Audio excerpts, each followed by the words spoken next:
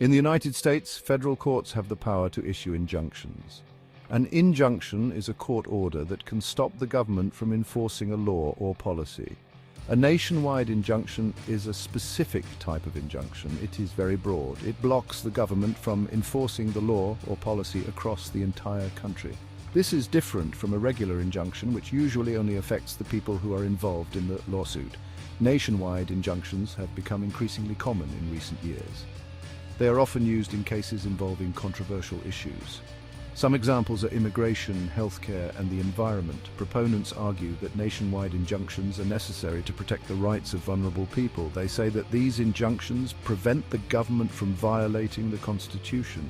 Opponents of nationwide injunctions argue that they are undemocratic. They say that these injunctions give too much power to a single judge. Critics also argue that nationwide injunctions create confusion and uncertainty. They make it difficult for businesses and individuals to know what the law is. The debate over nationwide injunctions is likely to continue.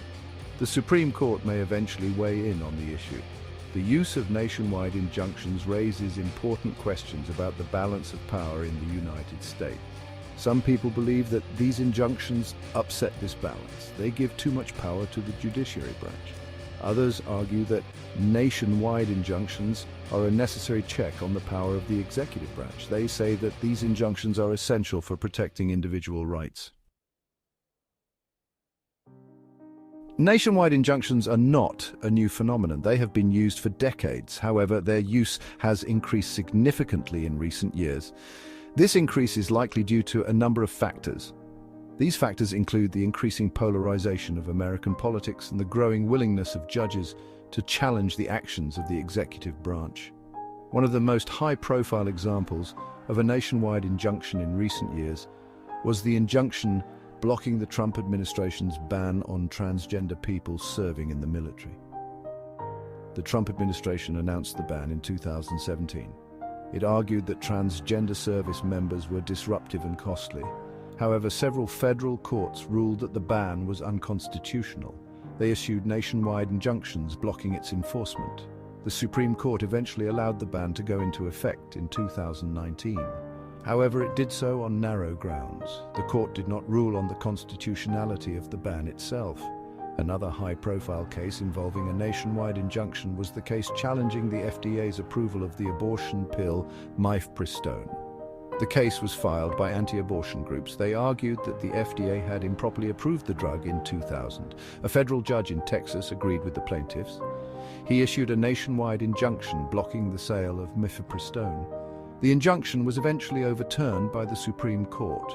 However, the case illustrated the potential for nationwide injunctions to be used to block access to healthcare. These are just a few examples of the many high-profile cases that have involved nationwide injunctions in recent years. These cases illustrate the power of nationwide injunctions to shape national policy. They also highlight the controversial nature of these injunctions. The use of nationwide injunctions is highly controversial. Proponents of nationwide injunctions argue that they are a necessary tool for protecting individual rights. They point out that the federal government is vast and powerful. It can take years for a case to make its way through the courts. During that time, they argue the government can continue to violate the rights of its citizens. Nationwide injunctions, they argue, provide a way to stop these violations from happening in the first place.